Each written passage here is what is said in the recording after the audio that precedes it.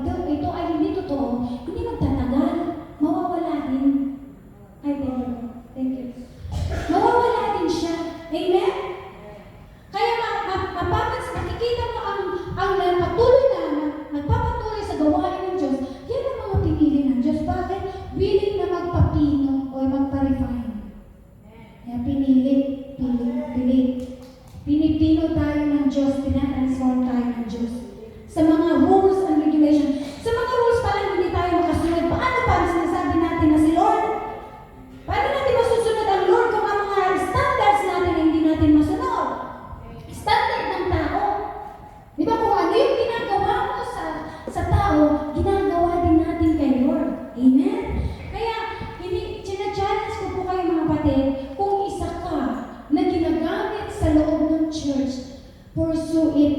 Dapat mag-develop ka ng regular na personal devotion mo kay Lord. Sa paano para nandiyan, no? Everyday, dapat nag-spend ka ng time sa salita ng Diyos, nagbabasa ka ng salita ng Diyos, at may prayer ka. May prayer ka, spend time. Diba? Sa trabaho natin, kapatid, di ba marami na lagi na nagmamadali lalo sa mga libaw? Be wise, para hindi ka magising ng kaaway. Halimbawa, alas 9 ang pasok mo, di gumising ka ng alas 6, para may time ka, hindi ka nagmamadali. Gumising ka ng alas 6, para may time ka to pray, to read, to meditate, to ka.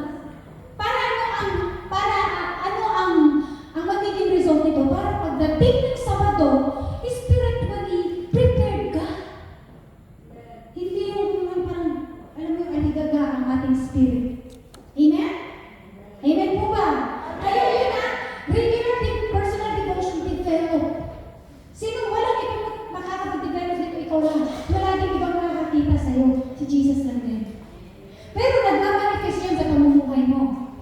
Amen? Nagmamanifest yan sa ating pamumuhay. Ayan, number 1 na, sa turn natin, dapat mayroon kang personal devotion. Number 2, attendance is necessary. Sa mga ginagamit sa loob ng church, ano? Huwag niyo namang ibaliwala yung pag-attend ng mga church meeting. May mga prayer meetings, may mga, basta lahat ng things. Amen? Prayer meetings, mga online, di ba? Very important. Kaya kapag tayo ay nasa ministry, like what I said kanina, it's like you are getting married or you are married to Jesus. Amen? Kaya kailangan mo mag-work hard. Amen? Don't be lazy. Bisaya. Don't be lazy. Amen? Na-lazy kanina. Bisaya mga. Don't be lazy. Ayan. So, like so. Ayan. You must serve the Lord in all with a full heart. Amen? Praise the Lord. Yan po ang hinahanap ng Diyos. Huwag po natin ibaliwalay dahil like what I said kanina, banal ang Diyos na tumawag sa iyo. Ay, huwag mo naman pagmurin masyadong sarili mo. Bato-bato sa langit. Ay, bato-bato. Tama mo magalit, ano? This is the word for you. Binigyan tayo ng work from Monday to Friday, Saturday, o 6 days. Kagaya na sinabi natin mo, bigay mo ko naman kunin yung Sabato ay yung para kay Lord. Magpupunta ka sa lugar, praise the Lord. Amen? Ang gusto ng Diyos, pagpasok pa lang natin, araw pa lang ng Monday, excited ka na naman sa pagpasok sa loob ng church. Excited ka na naman ma-meet ang mga kasamahan natin sa Panginoon. Dapat ganun ang principle natin as a ministers of Christ. Amen? So ito, tandaan nyo ha, remember this, mga ministers, without attendance, ayan o, ang laki, no practice, no play, no back up, no don't stand. Oh, amen? Be responsible for that, mga kapatid. Hindi na tayo mga bata. Go. Yan, panindigan natin kasi ang standard na ito is hindi lang naman, it's a standard to develop us. Diba? To equip us. Eh kung hindi tayo magpapalo ng rules, paano sa atin masasabi na, I love you Lord with all my heart? Amen?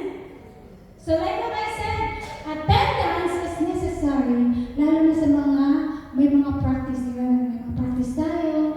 Ano naman kayo? Huwag naman kayo laging bala, laging late. Pagdating mo yun, sorry, pagod ako. Lalo sa trabaho. Ano naman ang magagawa ng leader mo? Amen? Hallelujah! Wala din naman tayo magagawa. Kasi that's a part of our work. Kaya lang, it's up to you. Huwag mo ipunin yung para. Mag-devote ka na. Amen? Para pagdating mo dito, malakas yung energy mo to worship the Lord. Amen?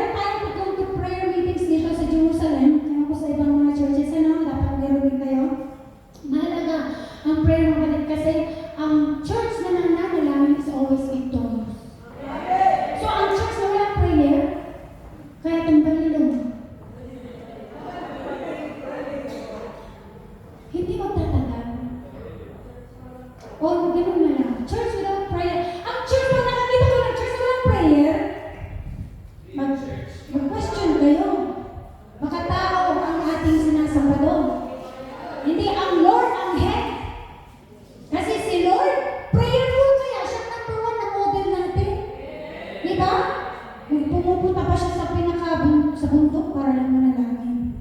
Amen? So, ganun din ang ating principle as ministers of Christ. Dapat di natin binabaliwalain kahit yung mga attendance online. Dapat mayroon din kayo, may nagmamadaling umuwi. Hallelujah. Tagawin nila. Madaliin natin ito. Sure, once a week prayer fasting. Di ba may prayer fasting? Ito yung paalala lang naman. Tuesday and Saturday, meron prayer ng Tuesday and Saturday. Yung iba, 1 meal, may iba din na full meal. Di ba? Kaya, ayan po yung mga purpose. Di ba? Kung bakit kailangan natin mag-fasting. Ano? Kailangan mag-join tayo lagi kung ikaw ay ministers of Christ, even believers of Christ, mahalaga po ang prayer and fasting. Kasi nagbibigay ito ng lakas ng direction sa pamumuhay natin. Amen? Nag-ahandar din ito, nag-lead din sa atin ito into humility. At nagiging malaya ka sa lahat ng mga unforgiveness or anything na nasa puso natin, malilinis tayo when we pray and fast. Diba? And it will lead us also to repentance. And pag nag-pray and fasting tayo, nagiging malapit tayo sa ating Panginoon. Amen? Hindi lang yung intimacy natin kay Lord, kundi yung ating physical and spiritual na didiscipline natin yung ating katawan. Amen? And then, number 4, if possible po, we should have disciple. Ano ba ito? Ginagawa pa ba natin ito? Diba? Yung mga leader ng mga music team, dapat every members of the music team, nagdi-disciple din kayo. Let's say sa bass guitar ka or sa guitar ka, dapat meron ka rin tinitrain. Para pag halimbawa, pag dinala ka na ng sa ibang lugar, may kapalit sa iyo. Hindi mawawala yung ano natin, hindi ma-empty. Diba? Complete pa rin siya. Kaya ang goal natin dito, bakit kailangan natin mag-disciple is para magamit yung ability nila. Amen? To be used in God's ministry. Ayan, and continuous learning and feeding, searching articles pertaining worship. Huwag po natin nakalimutan, yung mga song leaders especially, yung mga song leaders, instead naman kung ano-anong papakinggan natin, worship song na lang. Kasi alam nyo, habang nakikinig kayo ng mga worship songs, mga Christian songs, may magpa-pop up dyan. Tapos pag may nag-pop up dyan sa yun ay pwede kong isulat mo siya lagi kasi baka possible na ipakanta sa iyo ng Lord. Amen? Pwede ipa-line up sa iyo ng Diyos. Kaya, kailangan natin magpatuloy sa pag-aaral. Kaya naman may mga continuous learning tayo, mga discipleship, para ma-enrich ang ating knowledge for our service to God. Ayan, body system. Ito na yata ang hindi natin nagagawa. Ano ito? Yung 2 praying for 1. Ayan? Pero nawala na ito. Wala na yata tayo mga body system. Diba? Yung sa isang music team, meron kayong partner 2x2s na nag-pray kayo. May regular kayo na prayer partner mo. Para pag dumating ang pagsubok, hindi kayo basta-basta matutumba. Amen? And ito pa, pakinggan mabuti, music team and song leaders. Mga song leaders, kung minsan hindi kabisado ang kanta. Hindi kabisado yung mga sequence ng song, kaya nagtutungangaan na nasisira pati ang team. Kaya kailangan natin sineti. Kailangan, hindi.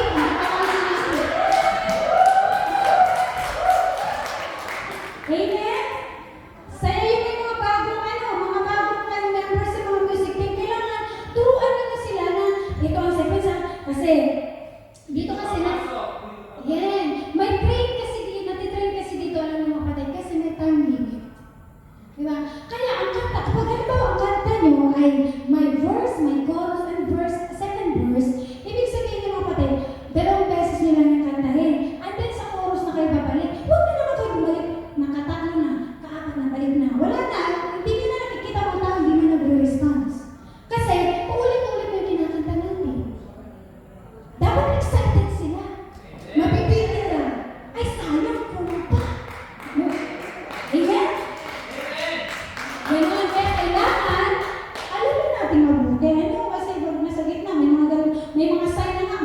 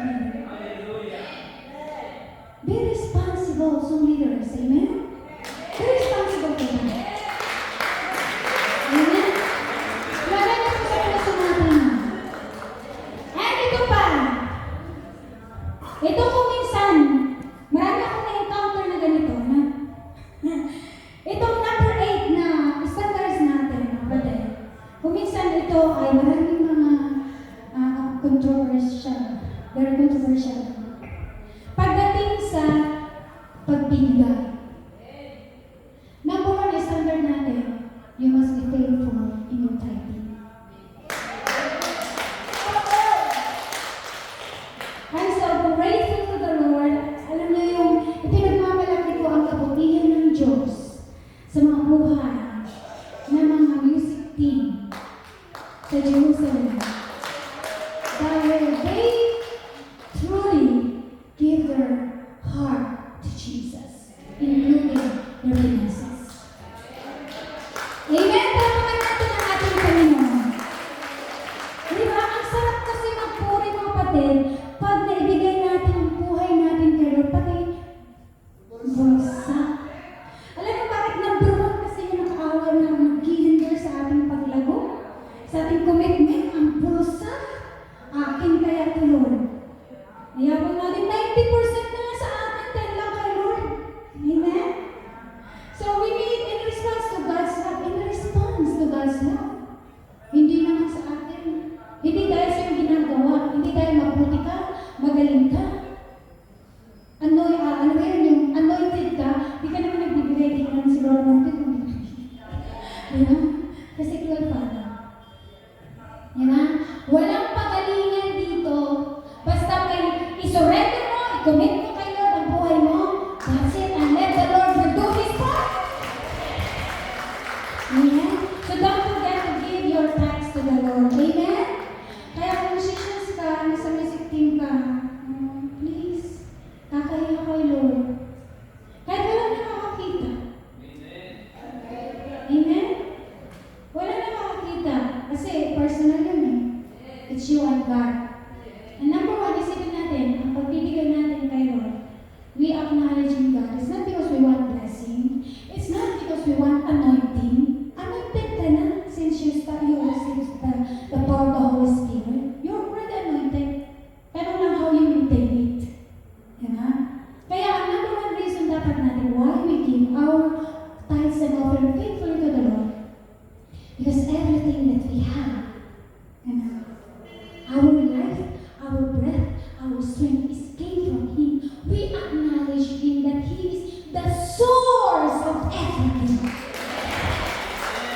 Hindi dapat ang ating principle na pagbibigay natin. Magbibigay ako para matatayo ako. Hallelujah, maging songwriter ako.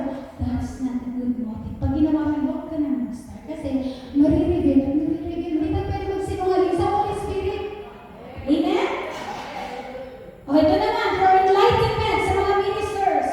Kanina standards, natanda natin na dapat sinasagawa natin yun. Habang bata pa yung ating yung dinidisciple natin, dapat binubuksan na natin ang kaisipan nila sa pagsunod ng standards. Amen? So, for enlightenment sa mga ministers, mga kapatid, paulit-ulit kong sinasabi ito, very important kasi. Kailangan may personal relationship tayo with Jesus Christ. At hindi lang ups and down, hindi lang on and off na kagaya ng life. Kung kaya mo gusto mong patayin, kaya mong patayin. Kung gusto mong mag-record, i-on mo na naman ulit. So, hindi dapat ganyan ang ating paglilingkod. Dapat consistent. Ano ba yung consistent? Alam mo yung pagong, kahit na yung race ng pagong tsaka yung rabbit. Ang pagong never stop. Kahit mabagal. Ganun din dapat ang paglilingkod natin. Kahit mabagal, pero nagpapatuloy ka. Amen? Kahit nadapa, tumatayo ka. Kasi pag di ka tumayo, hindi ka rin matutulungan ng Diyos. Amen? Kaya kailangan consistent po yung ating devotion. Kung minister ka, the Lord is knocking at your door. At your heart. Amen? Na dapat may consistent ka na relationship sa ating Panginoon. Amen? And then, may mga, including natin na siya na yun. And then, ito, worship team members are expected to live a lifestyle that is above reproach, avoiding the appearance of evil. Diba? According to Timothy, being a minister, especially one who is up front. Yung mga nagmi-minister sa music team, usually sa music team, sa lahat ng mga tumatayo. Ano ang tinuturo ni Pablo kay Timothy? Kailangan mag-add ng extra responsibility. Kaya hindi mo madali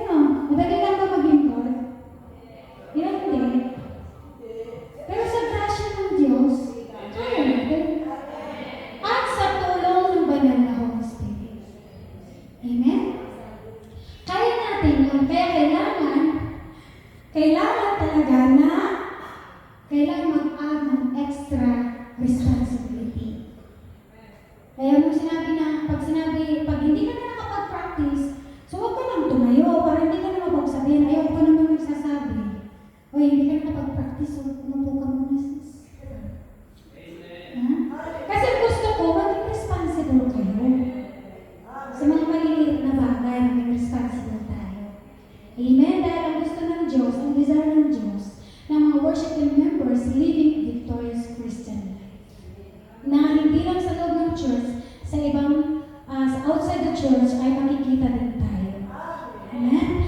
Tips for a better platform. Ito, mahalaga ito sa mga tumatay, lalo na yung mga Zoom leaders, na kung minsan, basta-basta na lang silang kumakanta, na alam mo yung kakanta lang sila dahil hindi sila comfortable sa stage.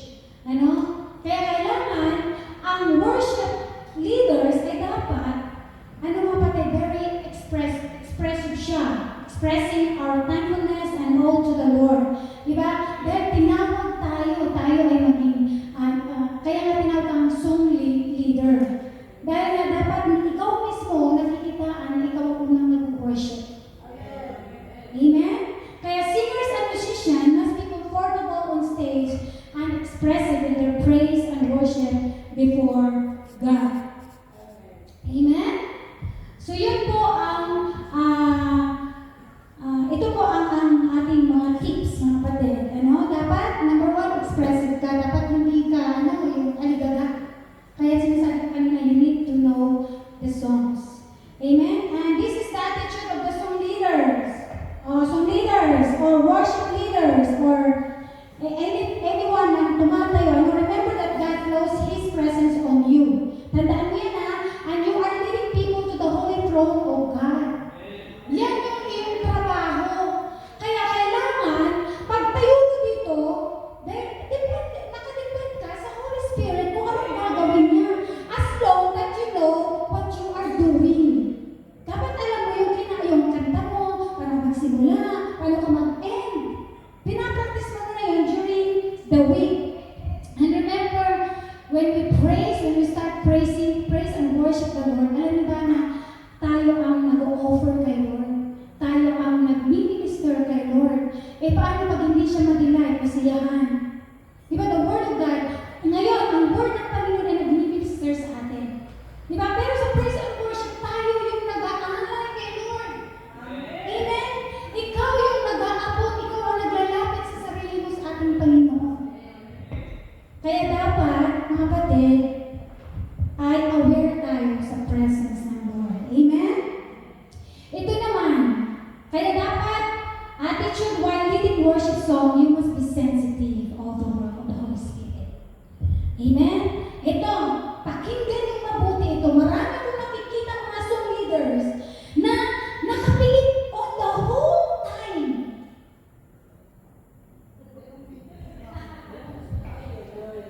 Amen? Mga kapatid, pag song leader tayo, you have the responsibilities. Mayroon kang accountable ka sa mga members pag hindi nakapag-worship yan ng maayos. Amen?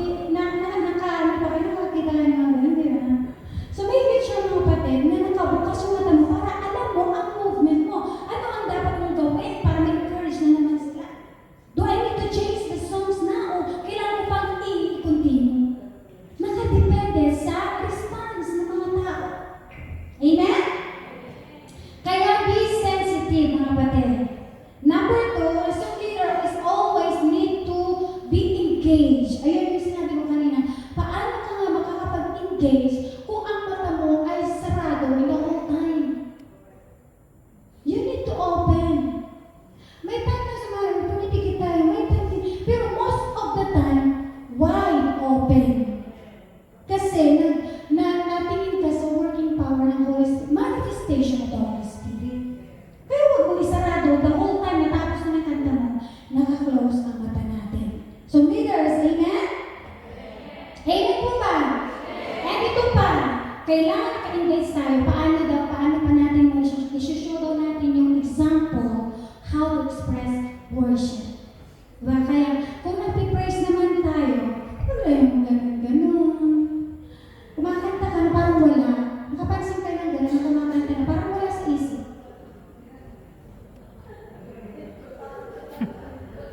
Amen? Kung sinabihan ng so leader ka, nagaganyan-ganyan ka lang. Pitok-pitok ang mata mo.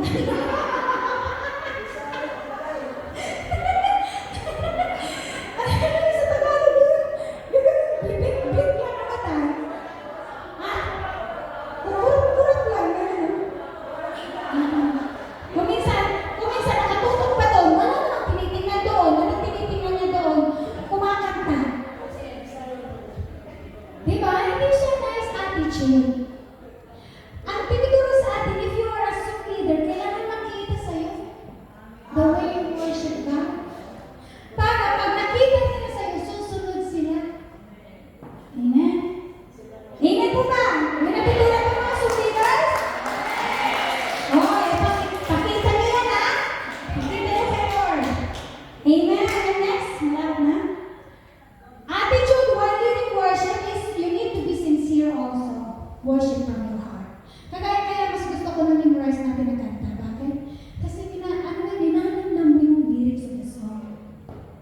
Di ba? Ninanamnam natin. Kaya, mahalaga din daw yung ating smile. Kaya huwag tayo makabisakot pag song leader ka. Amen? Hallelujah! Praise the Lord! Praise the Lord! Nakakita kaya ako gano'n?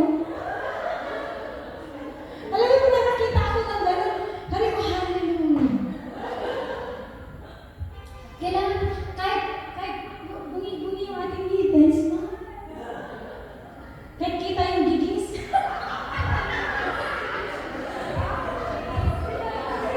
Bilang mo na yun. Amen. Pitok-pitok ang mata at saka yung bibis. Hallelujah. O, diba? Bakit natin kailangan yung warm na ganito yung ating, we need to be sincere, mga kapatid, kasi we are leading different circumstances. People from all different circumstances. Diba? Iba-ibang mga situation ng mga tao na pumunta dito. Kaya nga sila pumunta dito para ma-refresh. Kung ang kasama pa ang song leader, ano mangyayari?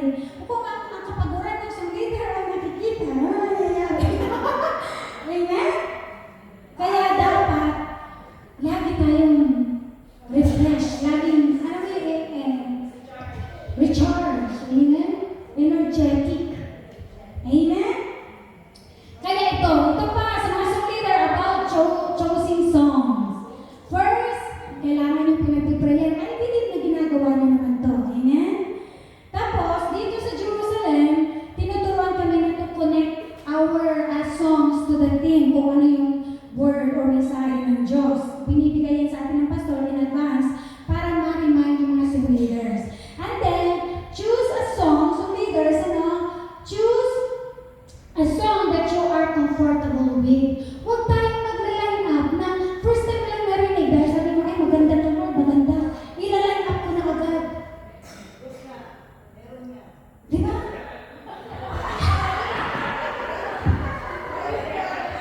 Kasi siyang gumagawa ng mga lyrics dati.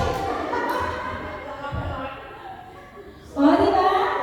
Kaya pang song leader tayo, mga song leaders, be reminded, about choosing songs, mga kapatid, hindi lang yung unang napakinggan, kailangan i-meditate mo muna.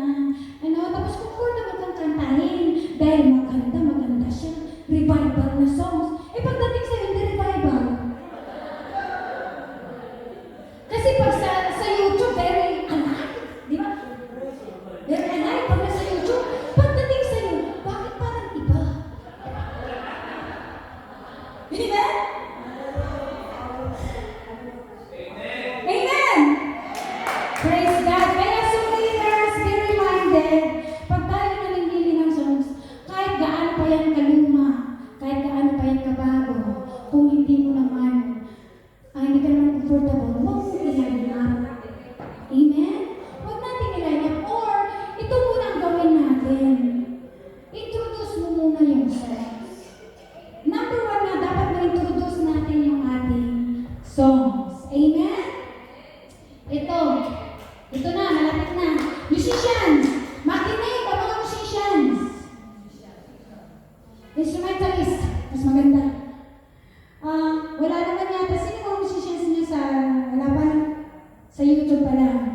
hype pa ang maraming.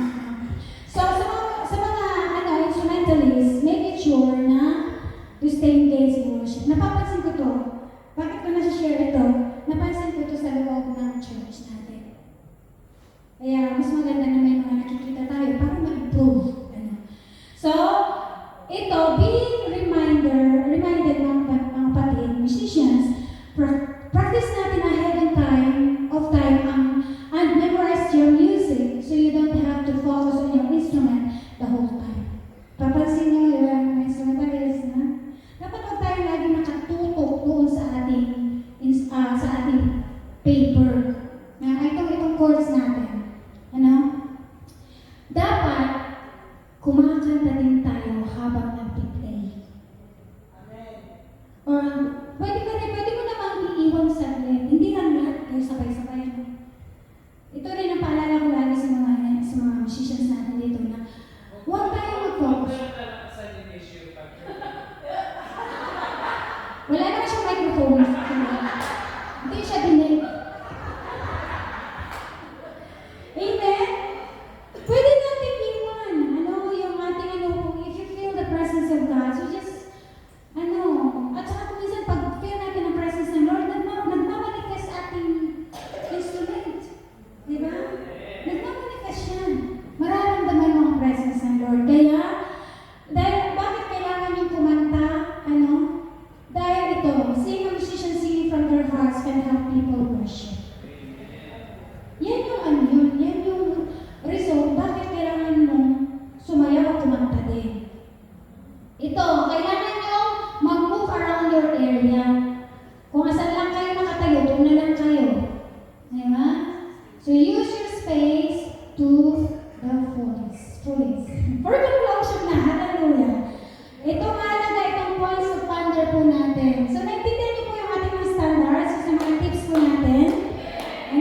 Mga saan lang yun dahil may oras tayo.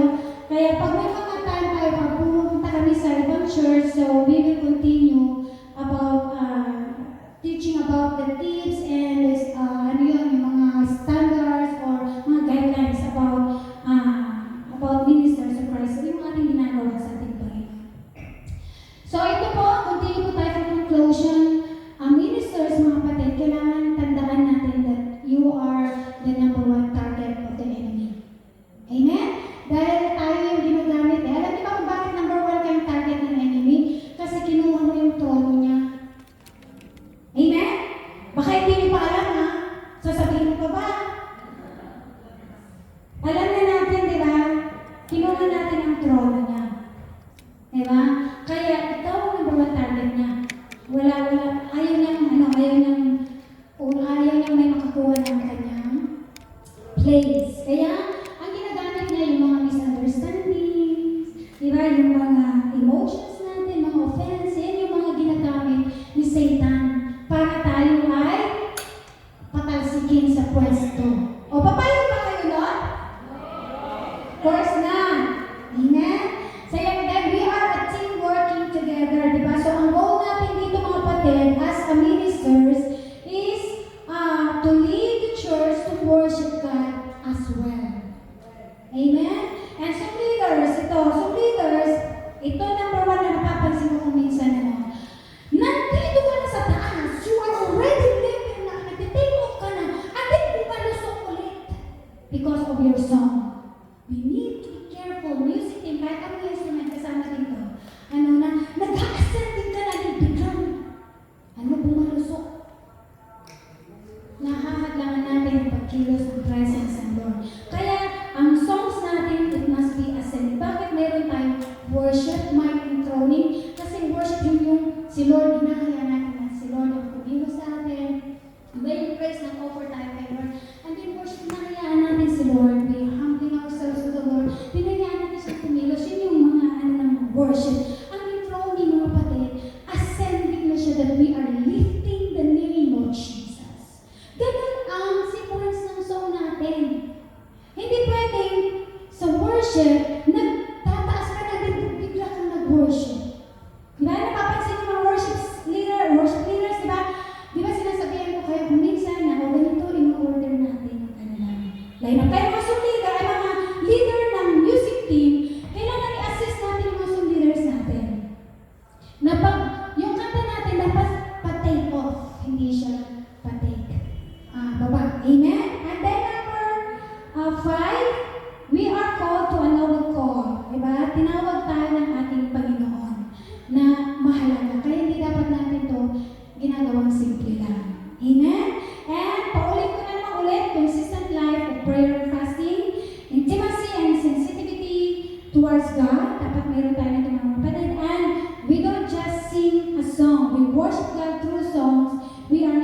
person leaders but worship leaders. And then, being in the backup, mahalaga din po mga kapatid. Amen? Kaya huwag mong isasabihin na yung pagkatao ng backup ay wala lang. Amen? Very important din yan. Okay, so ito na mga kapatid. God is seeking people who will worship Him in spirit and in truth, and God called you to lead those people into worship.